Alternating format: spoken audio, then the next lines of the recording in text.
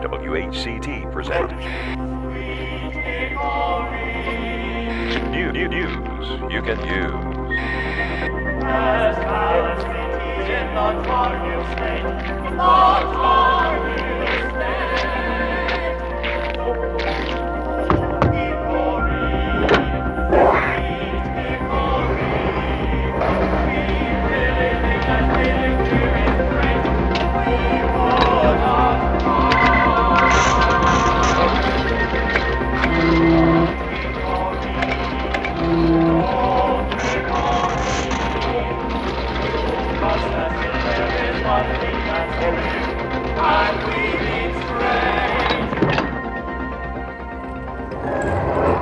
How far are you going?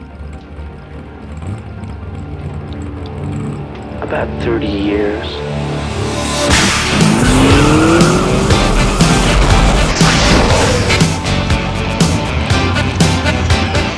The 80s was a time of expansion as HCT continued to grow into its new home in the old City Hall. It was a stretch at first, but with the help of an electric typewriter and an extension cord plugged in by the water fountain, the theater had its first office. The payphone outside served as the official phone line. Volunteers took turns staffing the office and being ready to run outside and grab the phone during published business hours. This may surprise us in 2010, but remember, in 1979, such things as answering machines, computers, and voicemail were uncommon. So if you called a business and they didn't answer, you just assumed they weren't open. HCT really ramped up production at this time too, expanding from the standard 3 production season to 5 shows each year. Charles Jeffers, managing artistic director, fresh from a graduate program at UNC Greensboro, came back invigorated and driven to move HCT boldly forward. Remember, Dad, before we could even set the office up, we spent a sweaty and dusty summer of '79 clearing the space of air conditioning ducts that were piled to the ceiling. Yes, well, we still had 2 or 3 people a day were coming in to pay their water bills still. Not knowing that the new utilities office had moved to the City Hall on Center Street. Oh, and your desk was actually a prop piece that was too big to go through the door frame, so we just left it there for you. Well, the nicest thing about the move, though, really, was the ability to finally get 30 years of HCT records under one roof. Up until then, every officer passed it back and forth from year to year, sometimes out from under their bed. At the close of the 1979-80 season, the theater celebrated its 100th show with a production of Fiddler on the Roof with Buzz Atwood in the title role. This production also brought HCT a new face in 1980 when John Coffey was hired to music direct and became the first resident music director. A talented pianist and composer, he gave HCT its first original musical with Caught in the Act in August of 1981. Caught in the Act. I will never forget that. I had started work at HCT the previous year during Fiddler on the Roof, and every performance that Charles Jeffers made a speech about the coming season, he mentioned Caught in the Act, a new musical review being written especially for HCT. I kept thinking, I've got to ask him who was writing that musical review. I never got the chance. At the cast party for Fiddler, Jeff asked me to consider writing a review since a member of the original team had been forced to drop out due to relocation. Along with Tom McClary, my equally zany collaborator on this, my first show, I witnessed the assemblage of an incredible musical talent pool which still sustains HCT even today. This talent pool has inspired others to come and join in the fun at HCT. Caught in the Act was such a hit that the theater decided to record and sell a cast album. It also featured a catchy takeoff on Dixie that inspired a spin-off production, The Streets of Hickory, which debuted in 1987. John's presence at the theater also increased the number of musicals produced, with a total of 14 shows for the decade. The theater boasted hundreds of volunteers and a staff that fluctuated between 4 to 7 people, but it was definitely a family business too.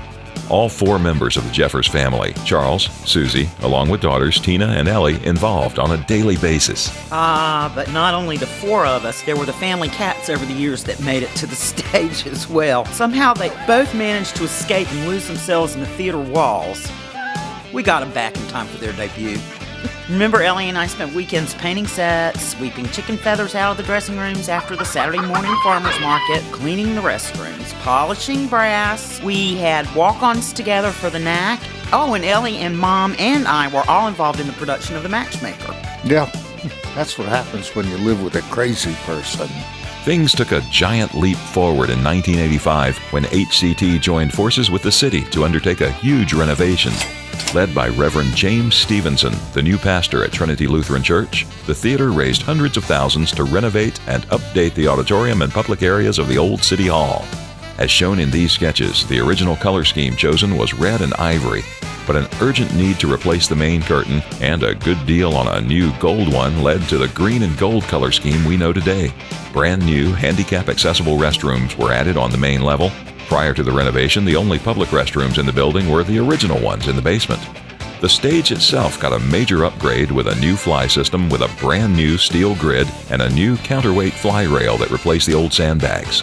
Yeah, the renovation was a major milestone for us. It all came about because Neil Clark Jr., who was a longtime councilman, had been pushing us to spearhead an effort to restore the old city auditorium and the buildings. When he said that he would get the city to help underwrite the cost, we agreed to spearhead the drive, and we asked Jim Stevenson, who was the new pastor at Holy Trinity Church, to chair it. Ruth Deaton was the president of the board, and she was a little concerned about our ability to pull it off, but Neil was able to get the city to agree to a $250,000 gift over a 5-year period, and Senator Austin Allran wrote a bill for the North Carolina legislature that passed that got us $10,000. Paul Kirscher headed up the drive, and it ran very successfully.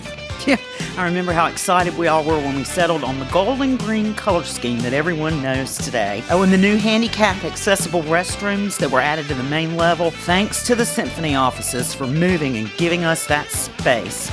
The new counterweight fly system went in with a steel grid replacing the old wooden beams and no more sandbag weights. And the amazing thing? It was all completed over a summer break. We eked out the finish at the last minute, still installing seats up in the balcony just before we opened the first show, Dark of the Moon, that Marty Rader from School of the Arts directed. That was the first show for our tech director, Mike Stair. The new facility was dedicated in 1988 when the city turned over the full use of the building to the Hickory Community Theater. Once back in the old homestead, the pace really picked up with a 6-show season and a new summer theater added in 1986. Next, the theater went statewide by joining the North Carolina Theater Conference and hosting their annual gathering in 1988 during the production of Quilters. The show serendipitously coincided with a quilt show at the Museum of Art, making for a grand artistic showing for the great city of Hickory.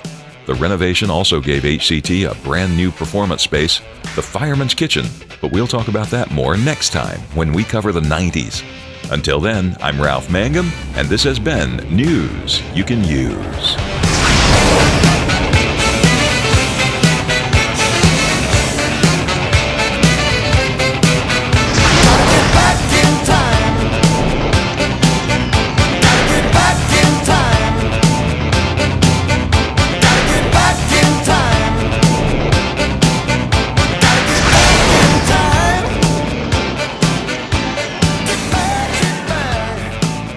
Did we make it? Are we back?